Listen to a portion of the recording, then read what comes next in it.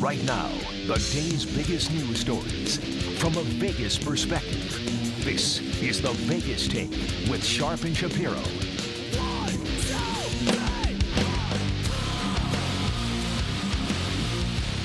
All right, welcome back. It is the Vegas Take, Sharp and Shapiro, rolling out the red carpet here for hour number 3. As you know, the coronavirus, it's affecting everyone, obviously in different ways, maybe from a health perspective, from a financial perspective.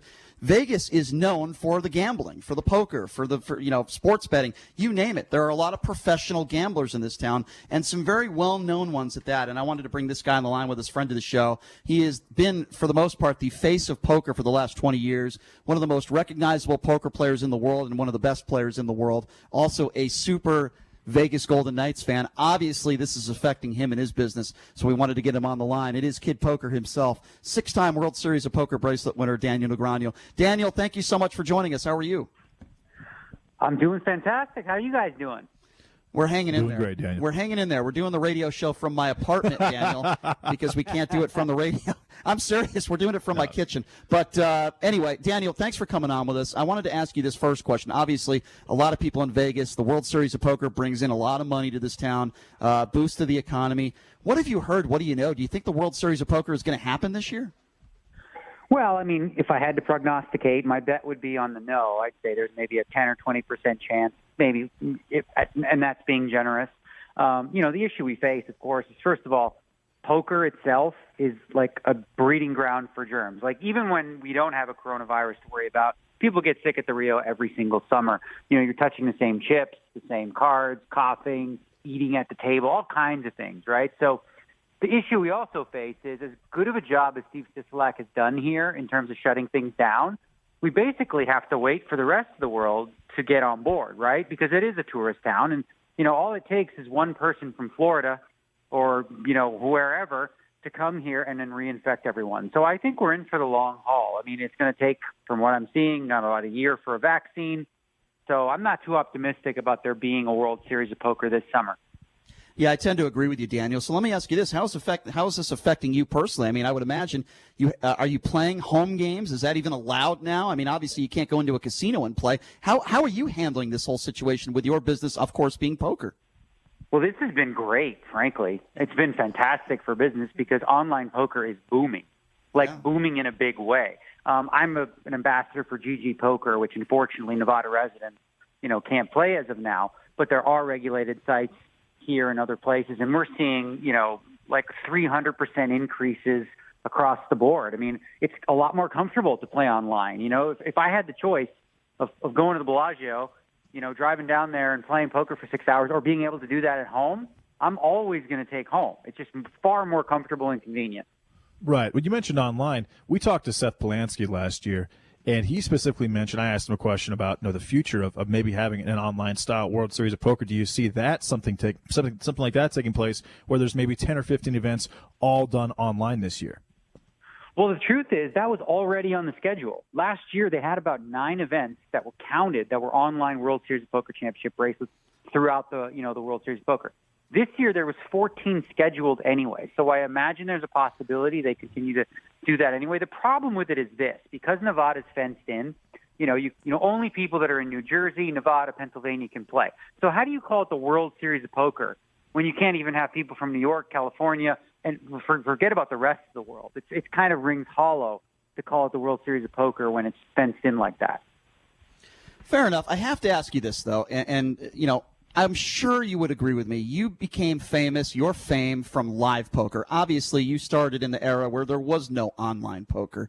As you know, I'm not saying there are no tells and you can't, figure out a way somebody's playing. And obviously, there's a tremendous amount of strategy, even if you're playing poker online. Daniel, I totally understand that.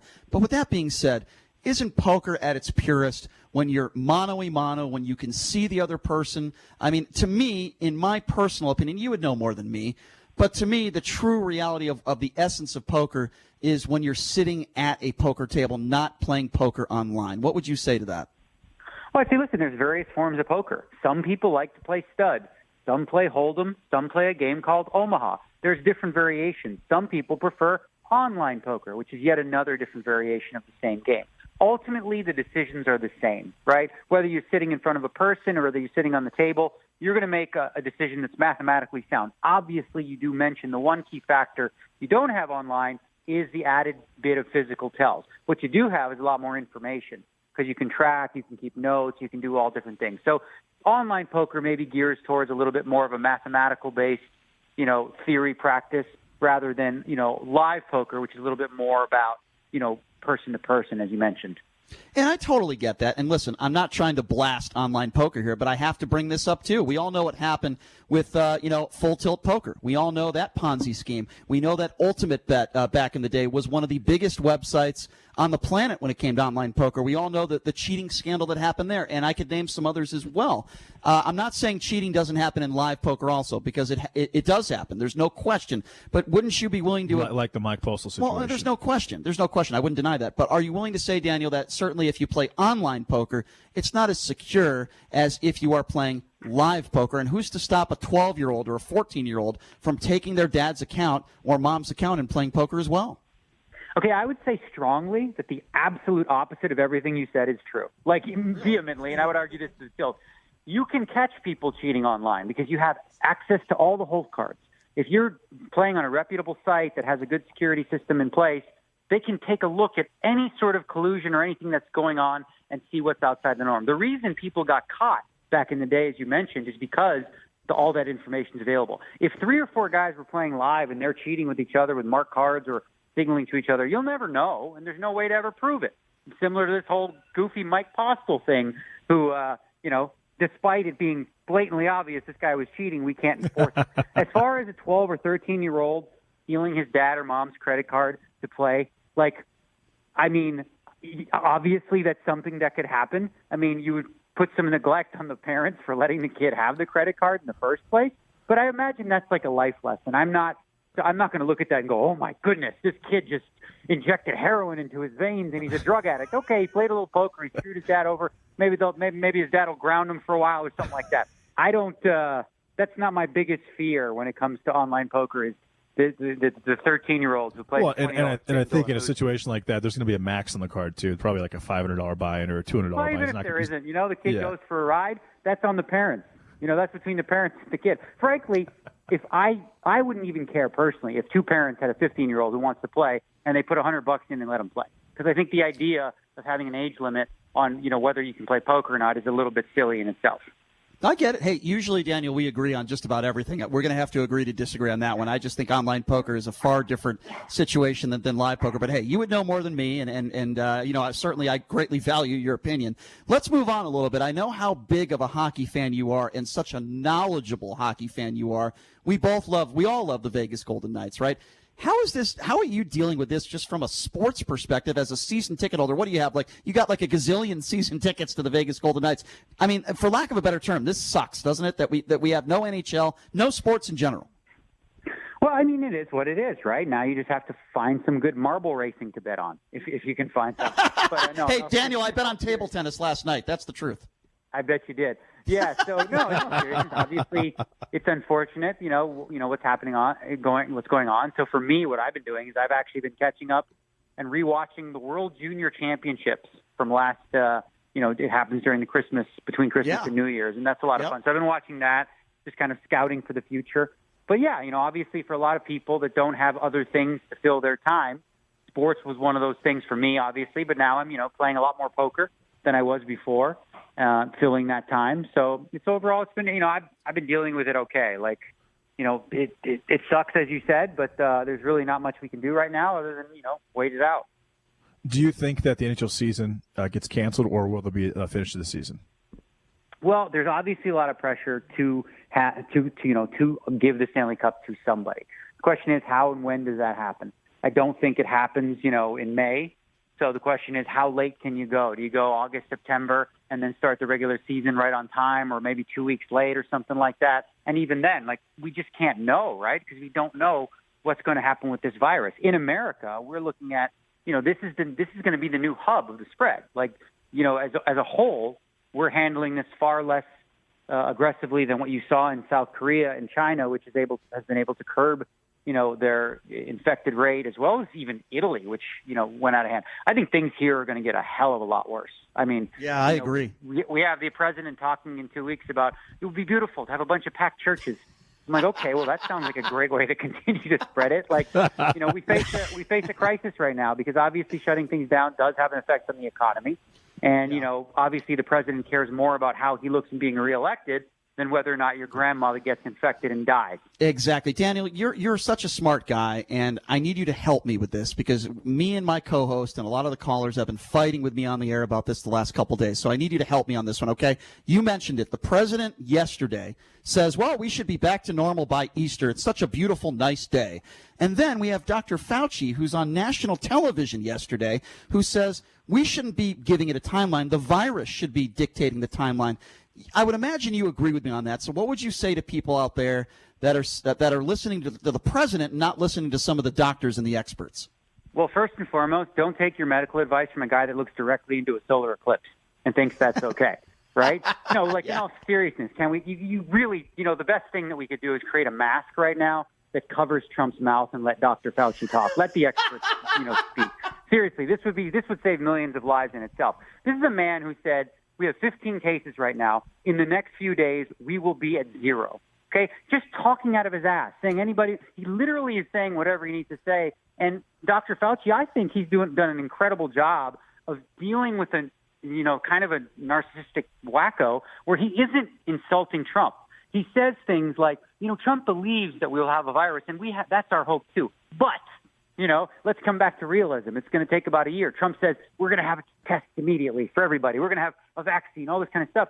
So very, very irresponsible. I mean, think about it. What does Trump, outside of Trump having an uncle that worked in medicine, what does he know about this stuff more so than doctors and scientists? Absolutely nothing. So to extend on the kind of the political angle, did you get a chance to take a look at the stimulus package that's about to pass? Yeah, I mean, I've obviously seen, some of the things they're putting forth, and it's funny because, people mocked and laughed to some degree, Andrew Yang's proposal for universal basic income. But what do you know? In a time of crisis, all of a sudden, doesn't that sound like a fantastic idea where everybody's at home and nobody can work? But imagine everybody having a check for $1,000 to get by each and every month. So no, you're right. The Federal Reserve has plenty of money still to pump into the economy. So, we should be okay for at least a few months. I don't know if $1,200 is going to cut it. I mean, if this thing does go 3-4 months, it's not going to be enough for people to pay rent and get groceries and do all those things. But, it's nice to see, the rarity, which is a bill being passed between Democrats and Republicans. Yeah, what a rarity. If you're just joining us, we're speaking with a 6-time World Series of Poker champion bracelet winner, Daniel Negreanu. Okay, Daniel, so you call Las Vegas your home. You've been a local here for a long time, and you're a big part of this community, no doubt. I want to ask your response of Governor Sisolak. I've defended the governor. I think he acted appropriately in closing down all the casinos and non-essential businesses. I'm with him. And then we have Mayor Carolyn Goodman here in Las Vegas, who is kind of at odds with the governor, saying that these casinos should be open in a week or two. I disagree with her. Can you talk to us your opinion on the local, as a local here, a longtime local, the local response from the governor, the mayor, and everything else that's going on, particularly here in Las Vegas? Okay, so it's as simple as this, right? When I'm asked this question, I say, which person is on the team of the science and the doctors? Okay, what are they recommending, and who's recommending what they're recommending? That's Steve Sisolak. Okay, and Sisolak has taken all the measures that has been recommended by the people that understand this stuff. She's obviously got different pressure, which is get the doors open, let's get the economy booming, right? But obviously, this isn't a time where we could do that because we're just going to have, think about the other problems for the economy. The economy right now is obviously halted. The other problem for the economy would be if we just open the doors again. Vegas, this virus will spread in Vegas like hot fire, right? Especially in casino environments like that. And then all of a sudden, our hospitals are overloaded. There's not enough beds. People are dying. People are sick. I mean, is that the alternative? I think Governor Cuomo said it best when he says, you can't put a price on a human life, right? It's not worth. If the question is the economy or our parents and grandparents dying, well, we have to bite the bullet here and do what's best to save lives first, and then worry about the economy later. Right. Let's go with that for a second, because I was very openly criticizing Glenn Beck, the lieutenant governor of Florida, and we had Britt Hume from Fox News. They're all saying the same sentiment as some of the extreme right are saying, is that I'll risk my life and I'm willing to die for the economy, Daniel. I think that is just absolutely dangerous and ridiculous. What would you say to those out there that are speaking those terms and saying, "I'll die for the economy"? Older people should basically, risk their lives and die for a better economy for our kids and grandkids. What would you say to them? I would say, listen, our parents and our grandparents are not expendable. Okay, it's not how this works, right? It's an absurd notion to assume that those that are 65 plus just are like comfortable with the idea of dying for the good of the economy. That's some BS right there. That's some cockamamie craziness. I mean, it's hard to even address such a silly notion as that, to think that people are willing to just sacrifice themselves and commit suicide for the good of the Dow Jones. It's ridiculous. Yeah, no, there's no question it is. Well, Danny, you have such a huge platform. I certainly want to give you the opportunity to plug your poker website that you certainly are a part of, and in no way, shape, or form am I saying people shouldn't play online poker, because I play actually on the World Series of Poker website. I play myself, not for the stakes that you play for, but it certainly is a fun time, don't get me wrong, to be playing online poker and to get your mind off of things. Poker certainly is a great way of doing that. Give out that information so people know. I know that they can't play in the state of Nevada, but talk to me a little bit about what you're working with here with this website. Well, I'm very proud to be associated with GG Poker. As you mentioned, unfortunately, we are not licensed in Nevada. They're working on that, but that takes time, as we know. I'm really proud to say what they're doing. They're having a series right now, a high roller series to meet the demand, and they're donating a percentage of the prize pool to an organization in Toronto that's helping to fight against COVID. So at least 100,000 donations, depending on the size of the prize pools, they're donating out of pocket. As I said, unfortunately, Nevada residents, can't take part in that, but hopefully down the road we'll have GG Poker here in Las Vegas. How much money would somebody have to put up and say, Daniel, I want to come to your house right now and play heads-up poker? How much would that have to be in order for you to do it right now? Well, first I'd have to know who it is, right? Right. And then secondly, as long as I have latex gloves and a mask and a hazmat suit, come on down. Hey, are you still playing golf? Or are these golf courses still open? I haven't played golf in a while. Are you still able to play? I'm not sure, but I would imagine, of all the things when it comes to social distancing that seem pretty safe as an activity, golf would probably be on there. I don't imagine that it's considered an essential business, right? Golf. Right. Yeah. It's not an essential business in the same way that Little Darlings is, obviously. Which, Did you hear about that? They're doing drive-through lap dances. What do you make of that? I think that's hilarious, and that's so Vegas-like. I mean, $100 for 10 minutes, and the guy can be in the car doing whatever he pleases. I don't know. I don't judge. Listen, I'm open. Do you, bro? If that's good for you, you go for it. I like it. Daniel, I love you, man. We always love having you on. You're such a smart guy, and always love your answers to some of these very difficult questions and difficult times we're living in. Daniel, stay safe, my friend. We appreciate you. Thank you so much for coming on, as always, and we hope to catch up with you again soon, my man. Thanks so much. All right, guys. Enjoy the kitchen life. We will. Thanks, Danny. Easier said than done. Right. Thanks a lot, Danny. Thanks, Danny. We appreciate your time. That is 6-time World Series of Poker champion Daniel Negreanu. Honestly, probably one of the smartest people I know. All right, we'll take a quick break. We'll be back with your phone calls. 702-257-5396. 702-257-5396 is the number to call. Take a quick break. Be back right after this. You're listening to the Vegas Take right here on the all-new 101.5 FM, 720 AM, KDAWN.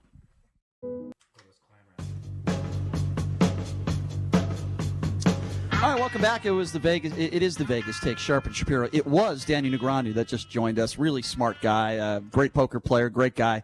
We appreciate him coming on, and I promised we would get to some of your calls. We have a lot of people that have been waiting very patiently on hold at 257-5396. Let's go to Patrick. Patrick, you're next up on the Vegas Take. What's going on? Hey, what's up, Patrick? Hey, and Brian. How you guys doing today? Doing well. Good, man. What's on your mind? Doing well. Well, I really started listening to you guys when you were on in the evening. Really enjoyed that, so I've been listening for quite some time now. And thank you, Patrick. We appreciate that. Yeah, to quote you, Brian, with all due respect now, it's kind of a lie to say that Dr. Fauci and Trump are saying the opposite thing. No, it's not. Did you watch the press conference yesterday? Yes, I did. You're pulling like a 1-minute clip from I think when it sounds like a CNN reporter is asking him a question. And so you're just focusing on that one clip of a 45-minute press conference. Yesterday was shorter than normal. It was only 45 minutes. Okay, sir, I'll say this with all due respect. We're using Donald Trump's own words and Dr. Fauci's own words. We're not misrepresenting their opinions. Donald Trump said it yesterday in the press conference that he's saying that a target date is Easter, and Dr. Fauci is saying something completely different. With all due respect, sir, he's saying it himself, not me. I'm not misrepresenting anything. Brian, what I'm saying is you're pulling out one clip out of 45 minutes. You can so what? That doesn't mean we're wrong. I bet you if you want to bet instead of ping pong, we can bet that tomorrow. I bet if you go back and pull up a clip, whatever you want, not a 2007 Elantra. I'm not betting that. It's got to be worth more than that. It's got to be. I don't own a 2007 Elantra, sir. Oh, you sold it? I thought it was 04. Yeah, he got the year wrong. Yeah, it was too, 04. Yeah. Oh, okay. Sir, here's the thing. We can have. I say, sir. Here's my thoughts. You on haven't this. listened Hold for on, a while, Patrick. Sir. With all due respect, you can do a 5-hour press conference, but if you say something that is not factually accurate and you say something that could be dangerous to the American people, and it only takes 30 seconds out of a 5-hour press conference, saying that it's a long press conference is not an excuse for saying something that is wrong, sir. Keep in mind, Brian expects perfection. No, I don't. Yes, he does. We're not talking about Brian, perfection. That's ridiculous. Brian, saying that one clip is representative of everything he said in that press conference is not. What does that have to do? He has a target date for Easter. It's kind of like that Gayle King interview about Kobe Bryant. It's kind of the same like structure. When he said it's also a lie when he said everything he would be fine and open by Easter. He always it's not said a lie. in a hopeful way. He said, "I'd like to see," or "It would be great," or something along those lines. That's not the way he worded it. We played it earlier in the show, sir. I appreciate the phone call, but again, Brian, your one excuse. One more thing before quickly, you go. Quickly. Where did you get those clips from? From the actual press conference. You think we made it up ourselves? You know what? We have a Donald Trump impersonator in my kitchen, and we have a fake CNN reporter here, and we played audio from Is that what you want me to say? Where do you think we got it from? In all seriousness, Brian question. is very close with Frank Caliendo, and we have asked him to get involved. Yeah, we have a fake Donald Trump, sir, in studio. That's how we got the clip. Stein, you're our producer. Will you tell him how we got the clip, please? Go ahead. You're on. Go ahead. Totally. Go ahead. You're good, totally Stein. Confused. Yeah, I am too. Stein, totally how did we confused. get that clip? Because I know what's that imply? It's just ridiculous. I mean, it was from the press conference.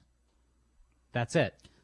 Well, where did I get it from? Another ridiculous statement. We manipulate? Yeah. Well, what do you think? We manipulated the clip? Do you think there's any stores open that sell those hats you guys are wearing? Because I want to get one. I don't know. See, look at it. You say change the subject. That's what he does.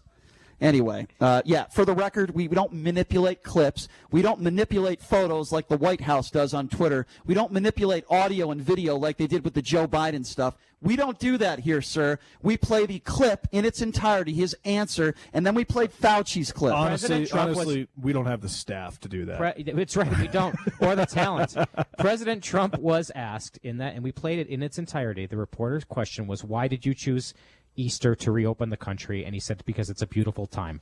Anyway, we're going to take a break here. All right, we'll take a quick break, and when we come back, Joe Biden has been accused of sexual assault. This is new. We're going to talk about it. We're going to give you the details on it. And is this woman believable or not? Certainly we have to take any accusation seriously, but we'll get your thoughts on that, and we'll discuss it coming up next. 257-5396 is the number. We'll be back right after this. You're listening to The Vegas Take. All right, welcome back. It is the Vegas Take, Sharp and Shapiro. I know there are a lot of people waiting on hold, and I know we have a full board of callers. I promise you I will get to you here in just a few minutes. Sit tight, be patient. Also, if you have a local business that you would like to plug, we certainly want to help our locals that are struggling, particularly those business owners that are just not getting the traffic that they normally get, which is understandable. So 702-257-5396. Again, we'll get to your calls here in just a few minutes. This is an important story, and I think it's a story that we need to talk about. And it is a woman back in '94 claiming that Joe Biden sexually assaulted her. Our producer, Jason Stein, has been on this story. Jason, what can you tell us? All right, well, first of all, I'm just going to say I'm not finding this story really in any mainstream media, for whatever reason. But her name, it's trending right now. Hashtag I believe Tara Reid. That's her name. Tara Reid. Not the actress. Not the actress. Tara Reid, Reade. She's accusing Joe Biden of inappropriate sexual behavior. Now, this was back in April of last year. She came out and said he was doing some inappropriate things when she worked at his Senate office back in 1993. But now she's going even further. She just did an interview with a podcaster named Kate Katie Helper. And in her own words, let's play a little bit of this. This is what she's saying happened to her with Joe Biden back in 1993. Says that she called me in and said, I want you to take this to Joe. He wants it. He wants you to bring it. Hurry. And I said, okay. And it was a gym bag. She said, take the gym bag. She called it athletic bag. And, she said he was down towards the Capitol and he'll meet you. And so I went down and I was heading down towards there. And he was at first talking to someone. I could see him at a different distance, and then they went away. And then we were in like the side. It was like the side area.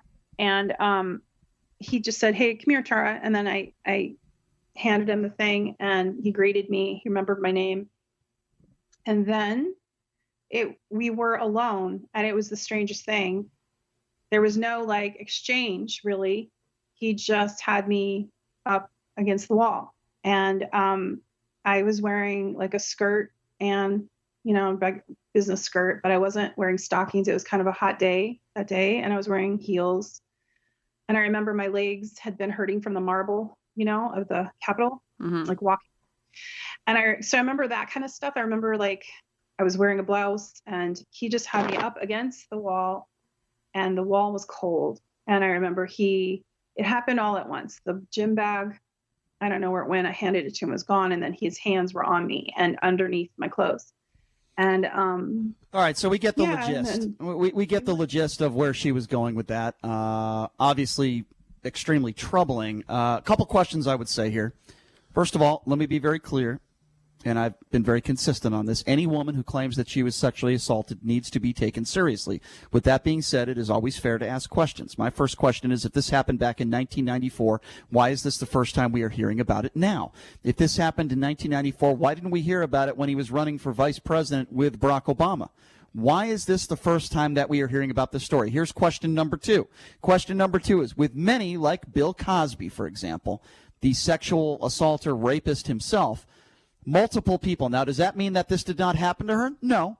But I think it's fair to say, why is this the only person that has come forward? Is it possible that in a lifetime somebody a sexual assaulter could only sexually assault one woman? Yes, that's very possible. But these are fair questions to ask. Why didn't she tell the authorities? Okay.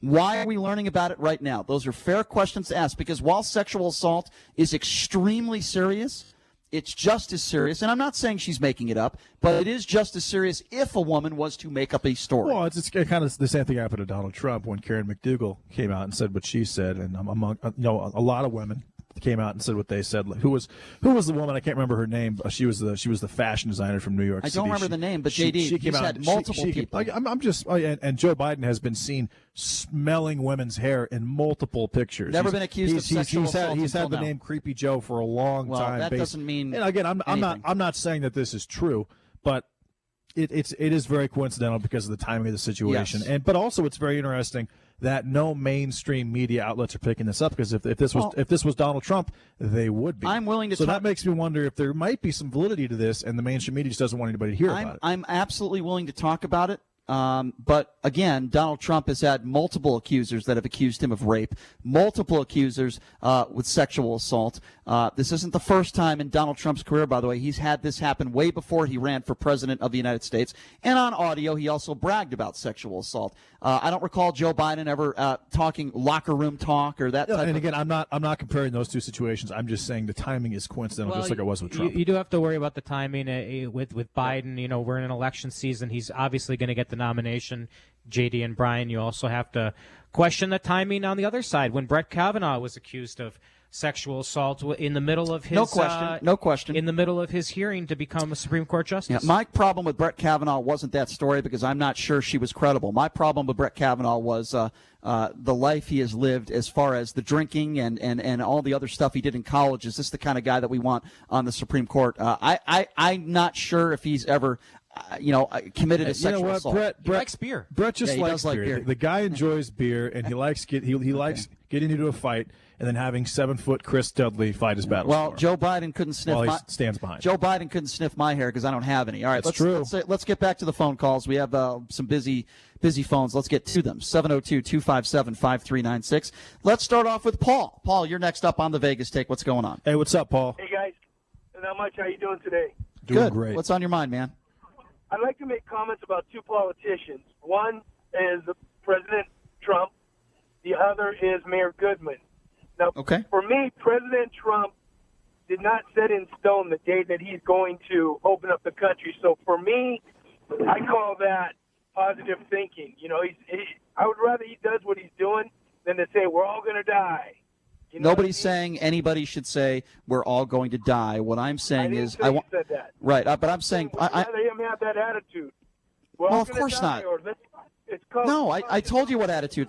No, of course not. Of course not. But let me just go. But Paul, I didn't say that. What I want is this type of attitude. This, said that. Right. What I want, Paul. I hear you, Paul. Listen, there's nothing wrong with hope, right? But I think there's a difference. Exactly. But I do think there's a distinction. And hope is very necessary right now, considering how different our lives are, Brian. But there's a distinction, Paul. Paul, there's a distinction between hope and then putting out misinformation. And what Dr. Fauci said yesterday is very different than what Donald Trump said. There needs to be a happy medium there, and that's all I'm saying, Paul. I agree, but let's both. We all know this much. Right now, Dr. Fauci rules. He's the one who's going to make the call. Absolutely. President Trump can say all he wants. Nobody's going to overrule Mr. Fauci. But Paul, can I ask you something there? No, Donald Trump will make the call. Okay, Paul, it won't be Dr. Paul, Fauci. Exactly. So, Paul, that was kind of what I was alluding to. He's not going to go over. He's not going to override. How do we know that, Paul? Then Dr. Fauci. Well, Paul, how do we know that? Fauci will go straight to the media and say these are my recommendations, and anything he does is on him. All right. I mean, listen, Paul. And I don't believe he'd do it. Paul, I think we agree. We don't want false hope put out there, but at the same time, there's nothing wrong with the president saying, listen, I'm very hopeful, but that's just not the language he used, and I think we can all agree the president needs to be responsible with his language. I know we have some busy phone calls, so let's get back to him. Let's go to Tony. Tony, you're next up on the Vegas Take, man. What's going on? Hey, what's up, Tony? Hey, guys. How you doing? Good, man. Doing great. What's on your mind? Hey, I like the show. You know, you guys are funny. Hey, I just want to say, I did know Mr. Trump, he wasn't the smartest guy to get elected. He set back this country $20 trillion in deficit. And I hope when all this finished, all this country he caused economic hardship, where he caused sanction, they should realize that how we feeling today is those countries are feeling just the way how we felt. No question. Tony, may I ask, where are you from? I'm from the Caribbean. You're from the Caribbean. How is your family doing? Do you have family back there? How are they dealing with this? I have family in New York. Oh, you have family. Oh, geez. Well, that's a tough place to be living right now. It's kind of rough out there. Oh, my God. Well, Tony, I appreciate your phone call, my friend. Stay safe, stay healthy. And I agree with everything you said about Donald Trump, by the way. That shouldn't be a shock to anybody. Thank you, Tony. I'm baffled. I'm so surprised. 702-257-5396 is the number to call. Let's go to Stephen. Stephen, you're up next. What's going on? Hey, what's up, Stephen? Good afternoon, Big A.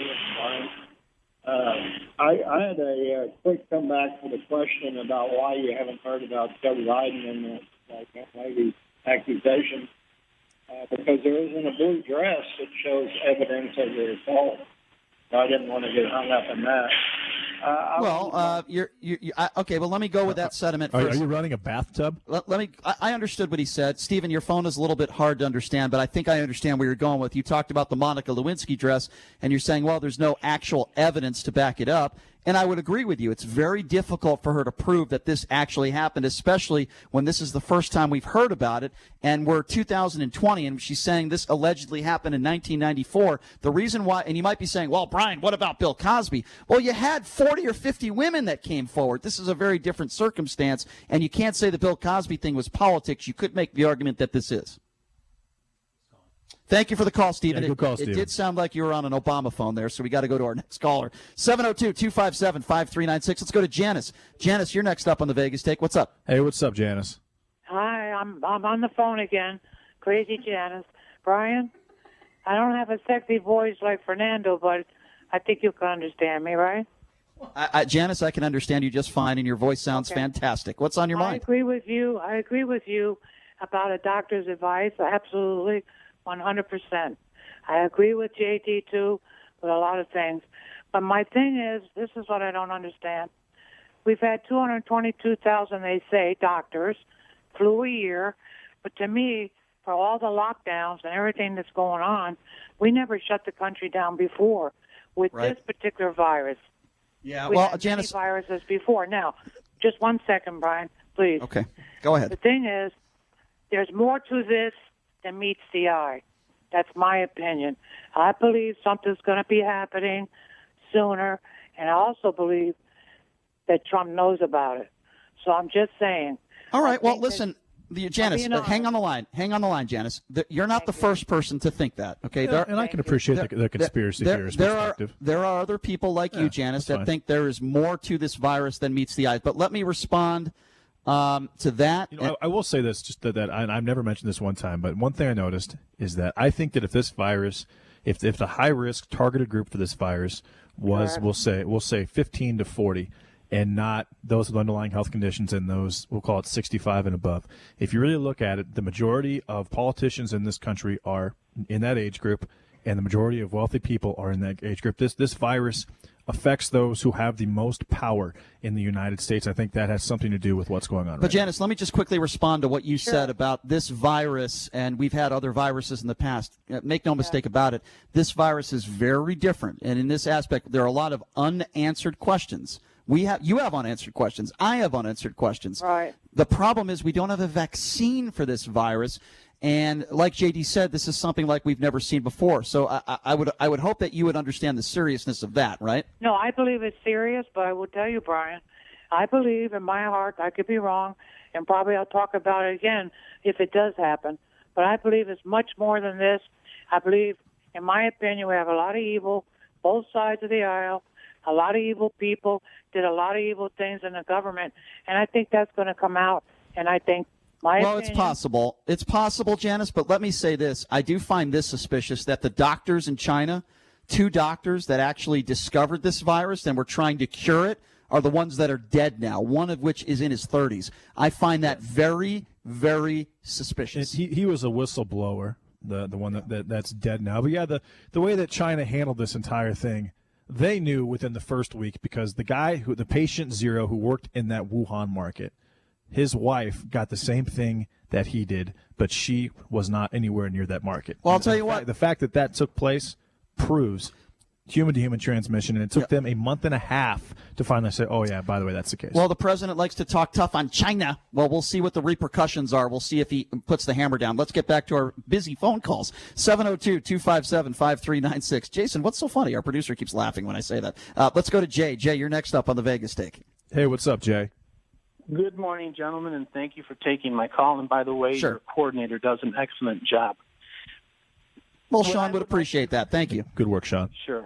What I'd like to do is ask JD a question, and then if you'll give me a minute, I'd also like to make a comment on Brian's Wayne Allen Root interview. But as far as a question for JD, I'll list 2 goals of the president. I'm sure you'd agree these are both goals that he's trying to achieve. And then I'm going to ask you to prioritize them. Which is the greater priority? The first one being minimizing the number of Americans who will suffer harsh effects from the virus. And the second is getting reelected. I don't think getting reelected is as large of a priority because I don't think he has to worry about that. I think 1 million Americans could die of this virus, and he wouldn't have to worry about being reelected. But I would say that it's probably 40-40-30 when it comes to saving lives, or sorry, 40-40-20 when it comes to saving lives, economy, and keeping country morale. I don't think reelection is a huge concern for Trump right now because he has such a huge lead. And honestly, the country is supporting the way that he's handling this. Okay, go ahead now. I respect and admire your answer. I disagree, however. That's fine. And as far as Brian, I just want to say that for those Americans that are awake enough to understand that we are witnessing a protracted, nightmarish debasing of the democratic institutions in this country, then we have to acknowledge people like yourself that have the ability and take it upon themselves to remind people to stay awake. And that's what you did on your interview with Wayne Allen Root. Well, I appreciate that. I appreciate that, sir. And I want to mention this again because we didn't mention that today, but he was fired from the Review-Journal an hour after our interview, and he also received a cease and desist letter from the Attorney General of New York. So, sir, I do appreciate you, and I appreciate those kind words. Trust me when I say it means a lot when I hear from people like you. So thank you for the call. Yeah, thanks a lot, Jay. It does mean a lot. 702-257-5396. By the way, if you want to hear that Wayne Allen Root interview, it's up on our Twitter page. It's up on our SoundCloud page. It's up on our YouTube page. It's on our website, thevegastake.com. So it was an interesting one, that is for sure. Is there a video of it too, JD? People can, if they subscribe to our YouTube channel, they can get the video, right? Yeah, we just have to go to the specific date. I don't remember the exact date, but if you go to our YouTube channel, which is the Vegas Take, just click on subscribe, and then so every single show is live streamed, and you have a video of us, and so you can actually watch. And Brian. It was Friday the 20th. Friday, so when you subscribe, go to our page, go to videos, click down to scroll down to the 20th of March, and then click on the live stream. It'll say stream. Brian in a bathrobe. Yeah, right. Calling Wayne Allen Root a scumbag, and Wayne Allen Root calling him a putz. Calling him a putz, and then also just completely just dismantling himself and becoming unhinged on air, which I was, again, this guy is a professional. He's a nationally syndicated radio host, and Brian, you just handed him his lunch. Well, for the record, I also went on his Twitter page because he's still, saying ridiculous things, and I said, Mr. Root, who's the putz now? You just received a cease and assist letter from the Attorney General. You just got fired from your job at the Review-Journal. Who's the putz now, Wayne? I am not surprised that you did that. 702-257-5396 is the number to call. Let's go to Ron. Ron, you're next up on the Vegas Take. Hey, what's up, Ron? Good morning, gentlemen. Let me give you a quick history lesson. Back in the 1300s, we had the bubonic plague. It completely changed Europe and England because all the kings and queens, a lot of them got it, and they died. And their whole estates died. And there were people come along later on and found these places empty. Well, okay, now, the lady that spoke before had a good idea about the rich people and the older people getting this plague and dying, because you got to call it's not a virus, it's a plague. You catch it. Ron, how is it we agree today? Well, the lady was 100% right. So the older folks who have the money, who are retired, and the older folks that are rich that have the money, okay, where are they going to go? The only place you can go is the moon anymore. Ron, can I just say this? All over the earth. Ron, have you been to the moon before? Pardon, sir? Have you been to the moon? Have you spent time on the moon? No, I've been to the dark side of the moon, but I haven't spent on the bright side. Ron, can I just say this? I know you hate me, Ron, but I love you. I just want to say that. Okay. No, I don't hate you, buddy. You have your opinion. I have my opinion. I'm not. Ron, you see, Ron, how we can get along so well, sir. I wish you well, my friend. Stay healthy, and I appreciate the phone call. That was just such a nice call. Hey, thanks for the call, Ron.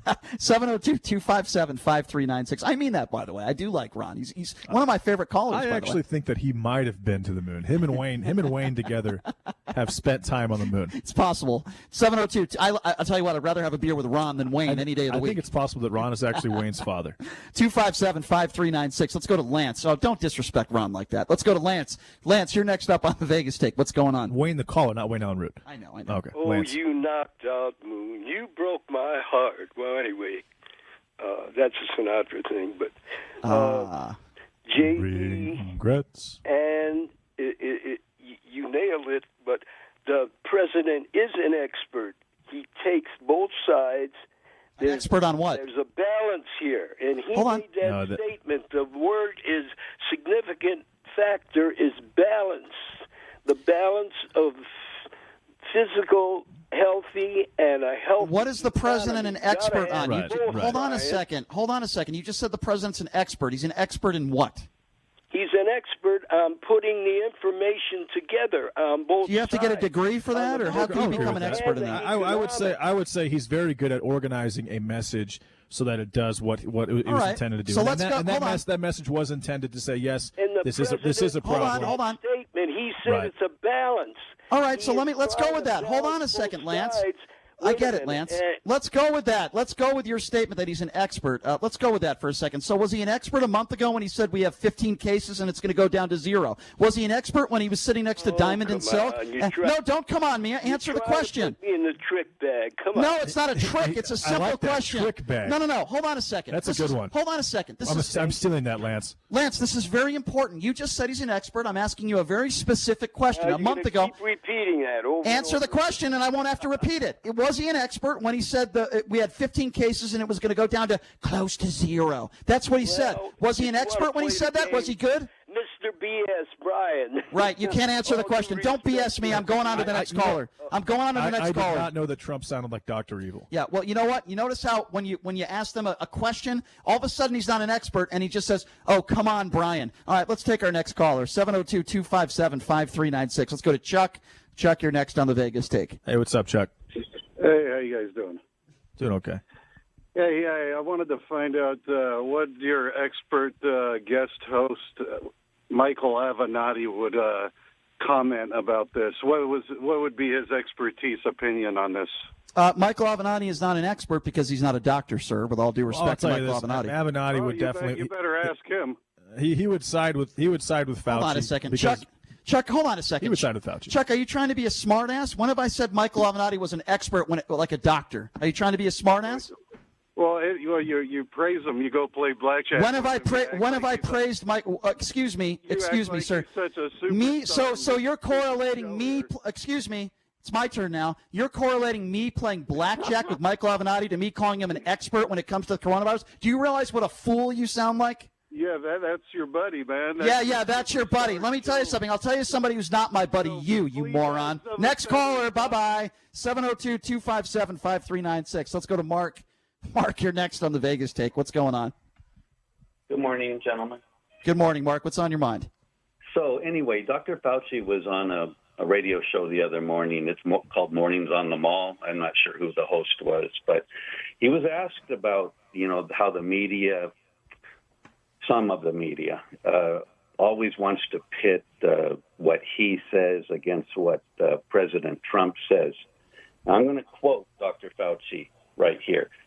Quote, "That is really unfortunate. I would wish that would stop because we have a much bigger problem here than trying to point out differences. They're really fundamentally at the core when you look at things. They are not differences." He continued, "The president has listened to what I've said and to the other people who were on the task force have said. Okay. When I've made recommendations, he has taken them. He has never countered or overwritten me.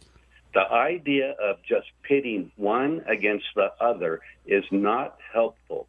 I wish that would stop and that we'd look ahead." Absolutely. Dr. Fauci has showed leadership, and he's not trying to make this political, and I understand his concerns there, and I totally get that. I'm looking at the quote. I don't know if this is the quote that you guys played earlier, but this is a quote from Politico. Trump, quote, "I'd love to have it open by Easter, okay? Mm-hmm. I would love to have it open by Easter. I will tell you that right now. It's such an important day for other reasons, but I'll make it an important day for this too." And then he also said that he wanted. I'm sorry. I apologize, sir. I can't. I'm up against a hard break in here, and we got to end the show. I appreciate the call, but you're also missing. He also said he wanted churches to be full as well. Dr. Fauci is showing leadership. Dr. Fauci is not trying to make this political. Dr. Fauci is trying to stay out of the weeds, and he is trying to say the right things, and I believe he is, as I believe for the most part the vice president is as well. So I'm not sure what your point is there. And Brian, no, that caller is right. There is no evidence of a feud between Dr. Fauci and Trump. What we're simply doing is playing what Trump said and what Fauci said, and the fact of the matter is they are often at odds. We never said they're actually fighting. But also don't forget this: the media would love a feud between, especially the left-wing media, would love a feud between Trump and Fauci, and they have made every effort to manufacture one. Fauci's big thing is that Trump's line is that he's misleading. He has said that. Yeah, and Stein made a very valid point there. We're just playing their own words. So obviously when you just play their words, you can see that they're not seeing eye to eye on some of the very, very important issues when it comes to this virus. All right, folks, we're going to take a 21-hour break. Actually, what I want to do tomorrow, since tomorrow is Friday, I want to give more people an opportunity to plug their businesses. We really didn't get a chance to do that today, but we'll absolutely take more of your calls. That's why we do this, folks. We're doing this for you, and we appreciate it. Thank you so much. Sean Hannity coming up next, folks. Have a great day.